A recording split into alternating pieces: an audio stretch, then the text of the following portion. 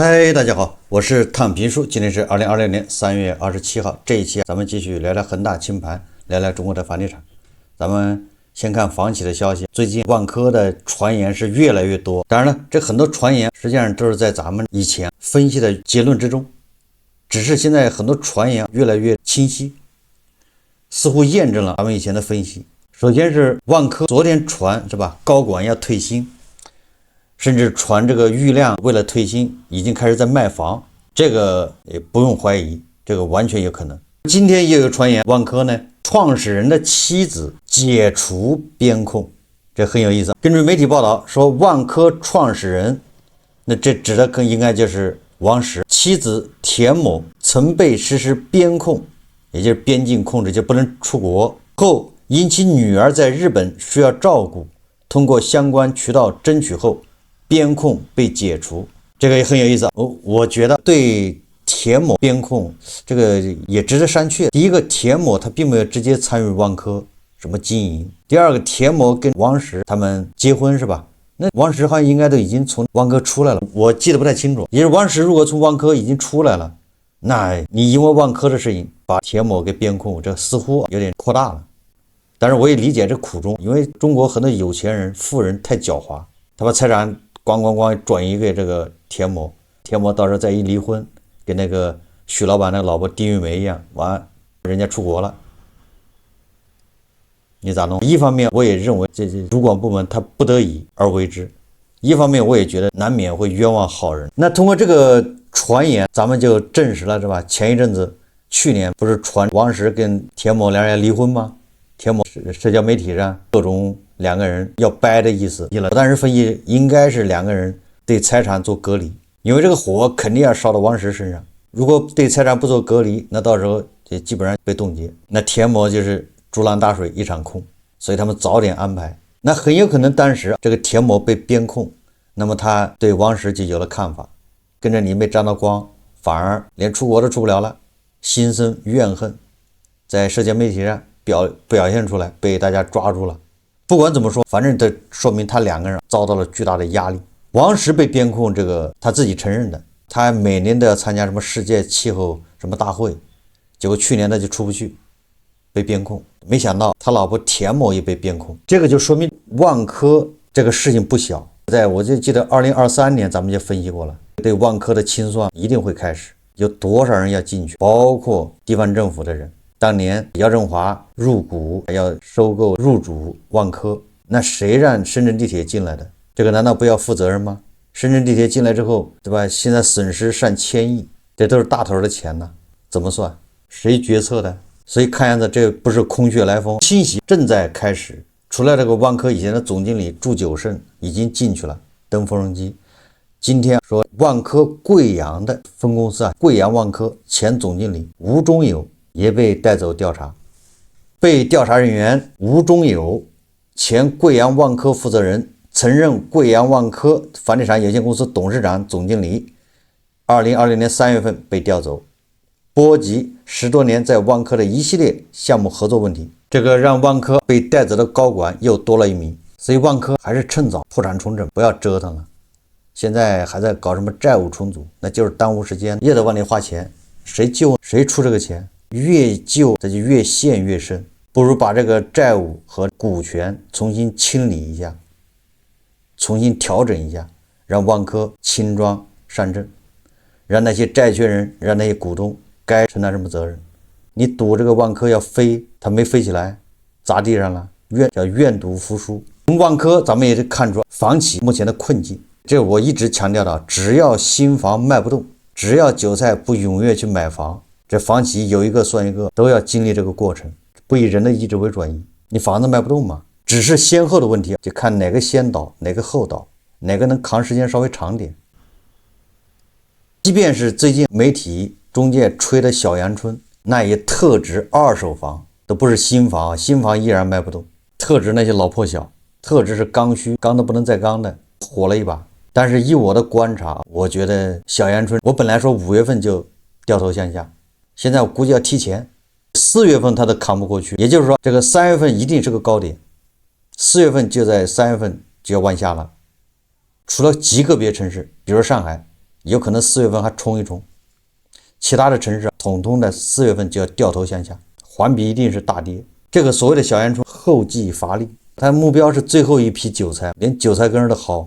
你比如说媒体报道，中国基因报报道说，上海二手房网签系统多次卡顿崩溃，上海楼市新政落地满月考，多楼盘认购量倍增，二手房网签系统多次崩溃。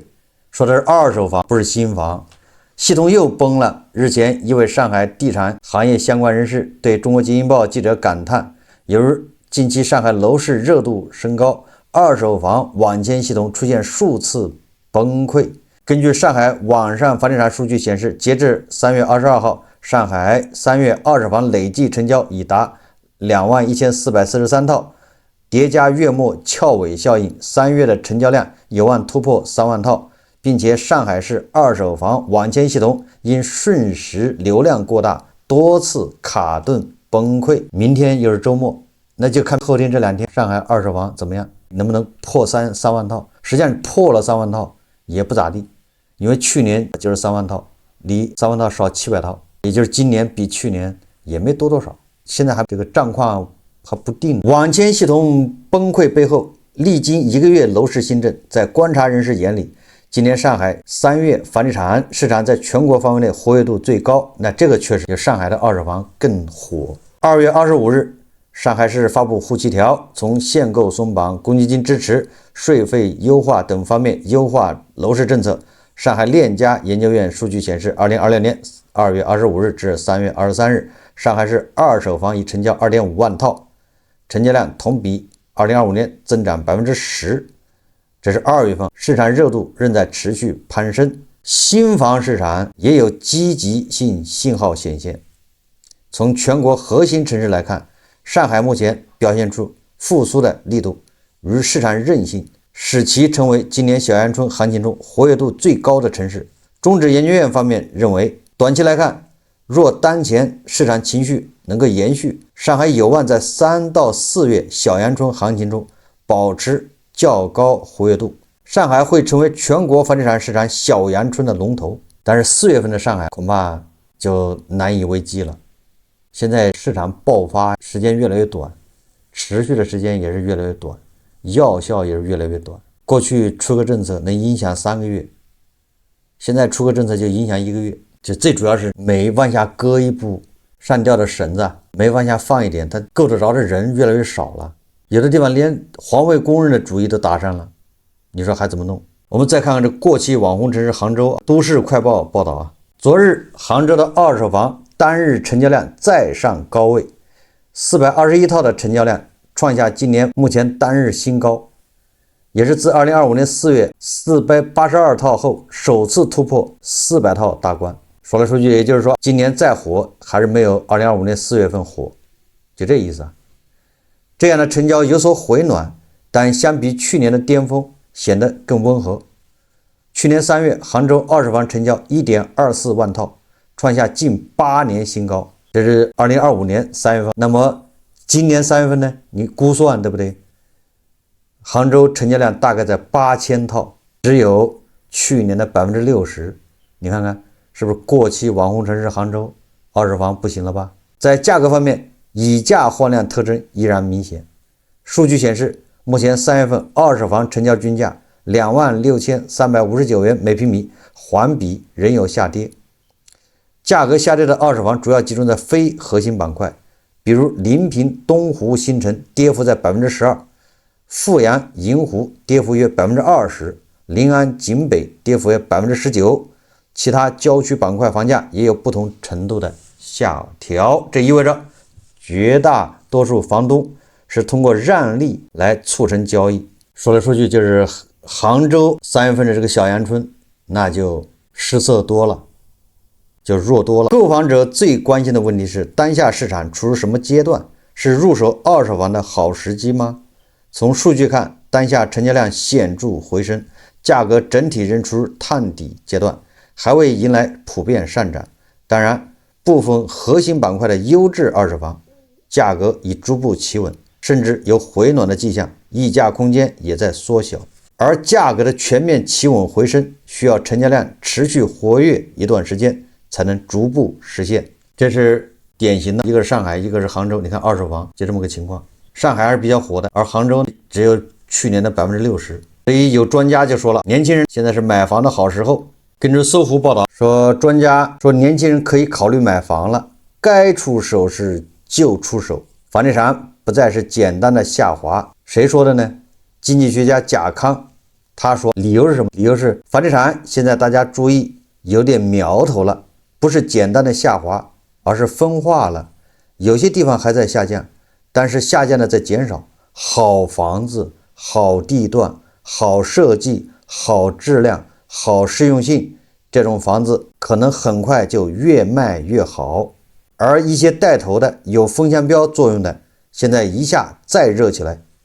上海又出现了一些优惠政策，这2天大家都抢着买房，北京也有回暖的迹象。年轻人用自己的钱买心仪的房子，现在注意要积极考虑了。专家这么说没错，专家说年轻人可以考虑买房了。为什么？他说这个好房子，什么叫好房子？好地段、好设计、好质量、好实用性，这种房子就不再跌了，也可能未来还越卖越火。但是专家忘了，按照专家的标准，好房子，那这种房子实际上跟牛马韭菜年轻人没关系。你说好地段、好设计、好质量，这3个好4个好，那房子韭菜买得起吗？我不太清楚。好地段、好设计、好质量，那不是上海那个动不动20万、30万一平的房子吗？那跟牛马韭菜有啥关系？年轻人可以考虑买这种房子是吗？那年轻人买的都是上海的外环外，要么就是什么上海内环的，就是老破小，这叫老破小，还能叫好房子吗？老破小也只能占个好地段是吧？那地方说在市区，老破小也谈不上什么好质量，更谈不上设计，对吧？很多老破小里面也只能勉强住。所以说专家这个建议，你说他说错了吗？好像他也没说错，但是他对年轻人有什么帮助？一点帮助没有。因为年轻人反正买不起专家说的这个房子，年轻人第一套房那不都是老破小吗？300万以下咬牙切齿上的，或者400万。这么好的房子，我觉得在北京，你好地段、好设计、好质量，这样的房子你怎么着得700-800万，你买个90平的都不算大。你想它好地段，你就不可能是在通州啊，那不可能在5环外，对不对？4环内都不一定行。好地段有好的设计的新房，那不就7-8万一平米，8-9万最起码的。那年轻人买得起吗？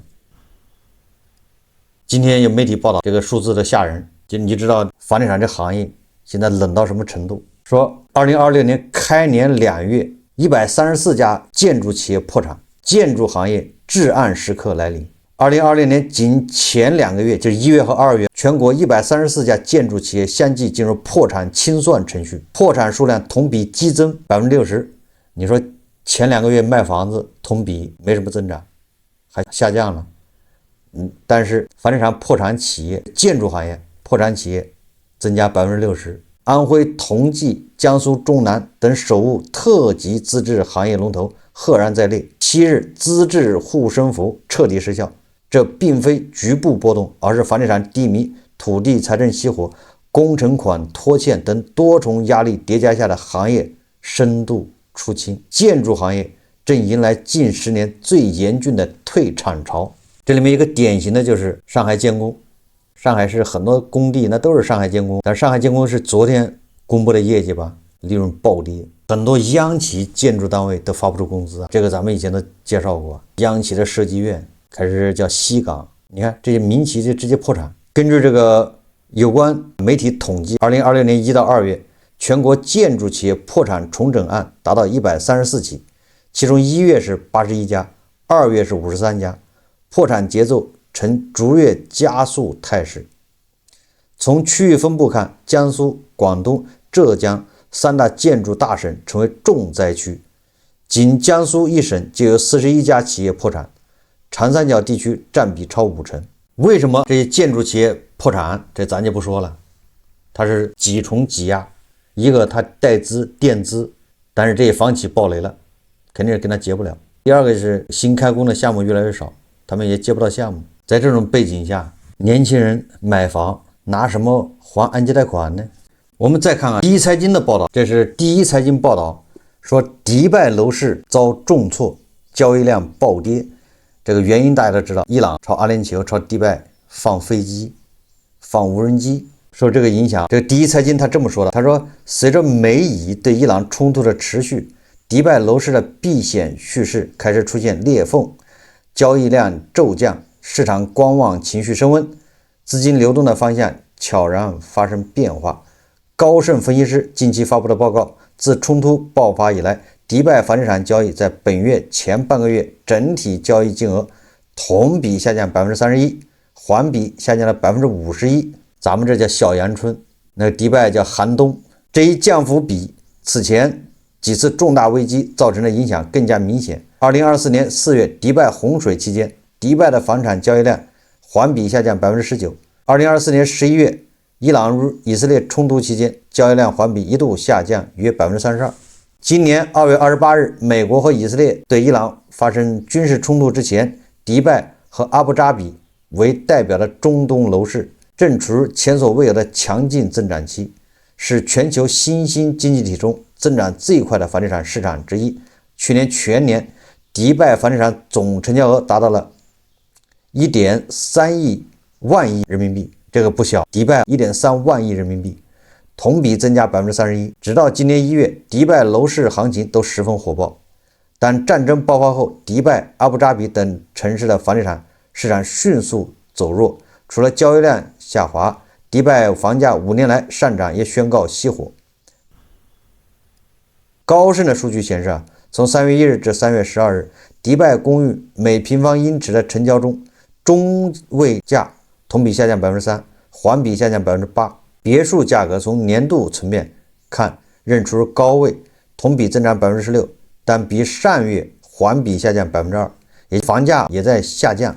就因为这个战争，他说截至目前房价仅是小幅下滑，但是阿联酋的头部房地产开发商股价已经暴跌，半个月跌幅达 40%。 迪拜交易所的房地产指数基本呈现同样的走势，在3月中跌至谷底，最近一周有小幅回调，近1个月内其房地产指数下跌了 27%。 近年来，阿联酋的迪拜、阿布扎比等城市吸引了大量房地产投资客户。根据联合国贸易和发展会议发布的这个2025年世界投资报告，阿联酋在2024年跻身全球10大外国直接投资主要目的地，当年实现吸引外资投资直接达到1676亿迪拉姆，比上年增长 50%。 为了吸引海外投资者，阿联酋发布了黄金签证计划，为外国投资者提供长期居留权。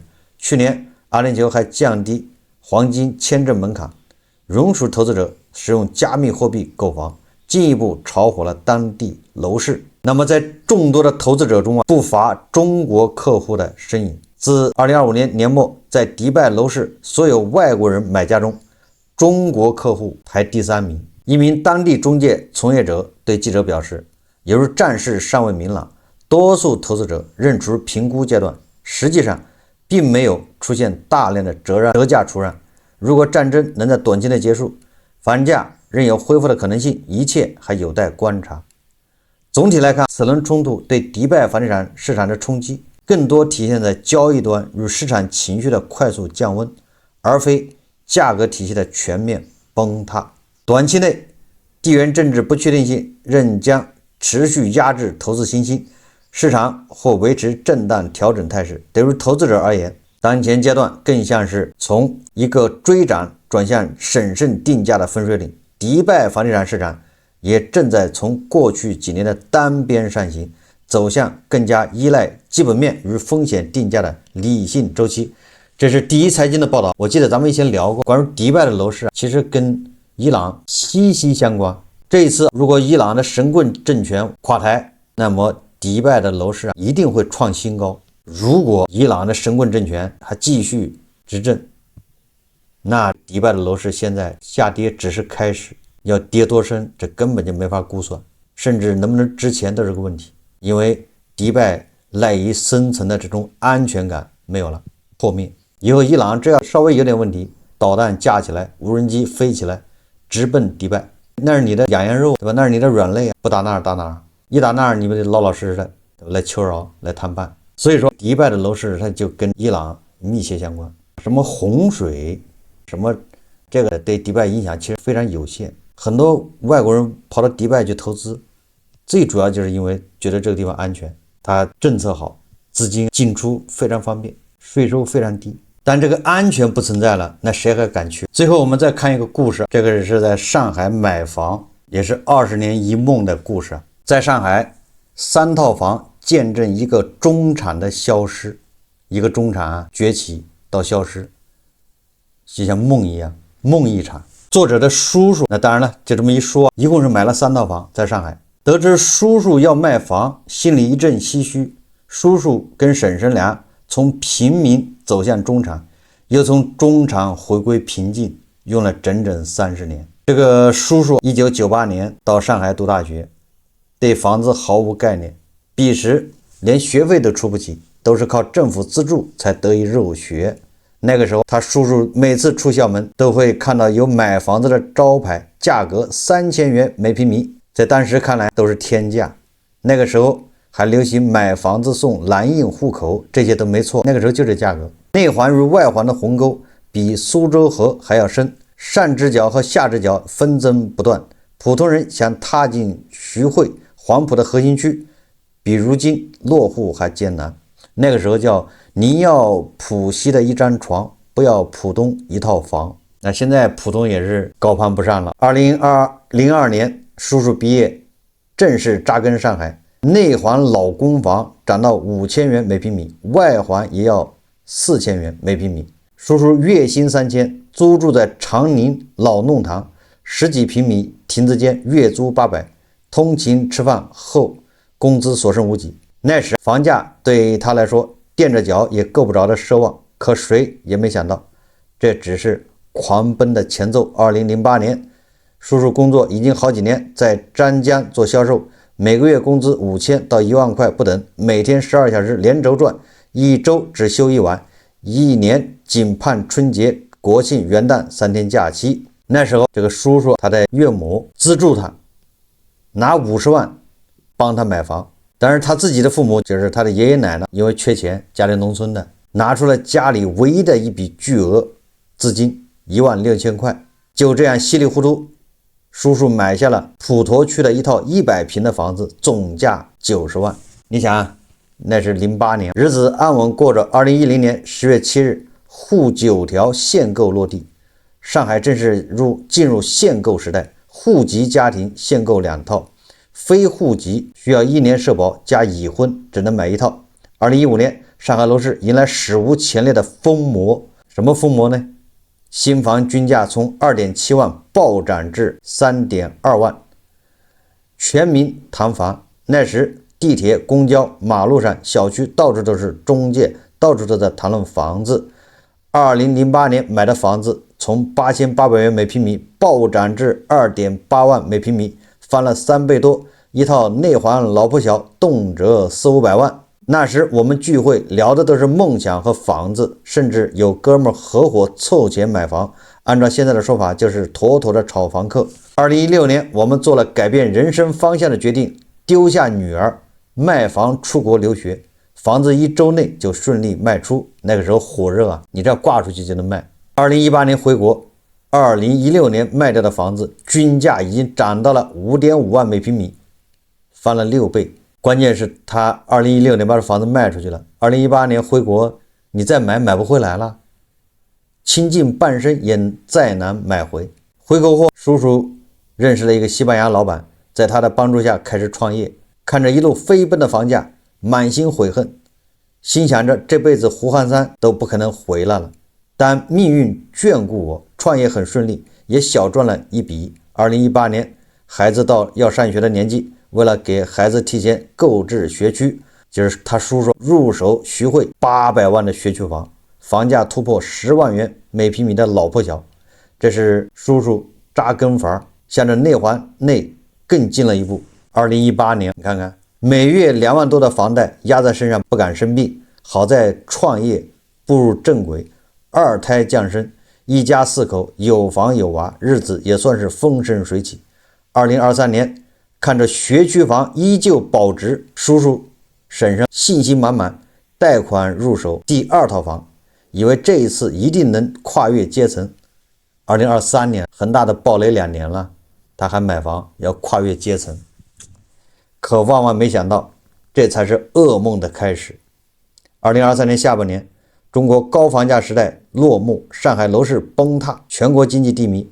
到2025年，上海房子均价跌至 4.7 万到 5.5 万每平米，跌幅超过 30% 到 40%。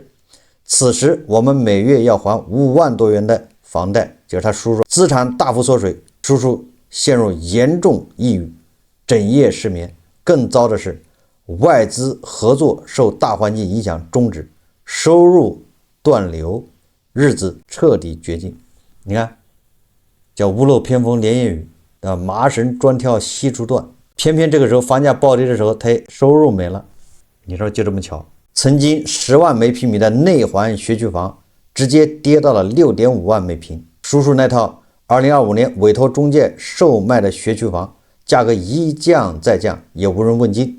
到2020年2月终入成交，还趁着这个小阳春，卖出价比2018年买入时整整亏了200万。他第3次买的那个学区房，一下就赔了200万。将房子的剩余贷款还清后，我们手里还有200万，这200万还没捂热，又提前把第2套房的房贷还了一部分。目前叔叔他们一家还有300万的房贷，除去公积金抵扣，每个月差不多还要还1万左右。这个叔叔30年，你说他赶上了房价8000的时候，也赶上过3000的时候，也赶上10万的时候，但是30年下来一场梦。叔叔过上了只剩下1套房无存款的日子。从叔叔1998年入学到2008年买房，到2016年卖房出国，2018年回国，2018年学区房上车，2023年第2套房暴跌，再到2026年，30年风雨2个轮回，只剩下1套房，还有300万的贷款呢。如今在上海街头巷尾不再谈论房价，取而代之的是战争、国际形势、裁员、降薪。关键是有300万的贷款，他又没有收入了。这30年干啥了？这就是很多所谓的房地产红利。我感觉他不停的买房子，不停的卖房子，结果就像炒股票一样的。最大的败笔实际上是2023年买房，那个时候楼市都已经崩了，居然还相信上海的房子还要涨，对吧？这就是上了那些炒房客、中介的还有媒体的当，2次错误，对吧？接二连三的错误，再加上失业，就是收入没了，直接就回到解放前。所以所谓的中产实际上是很脆弱的。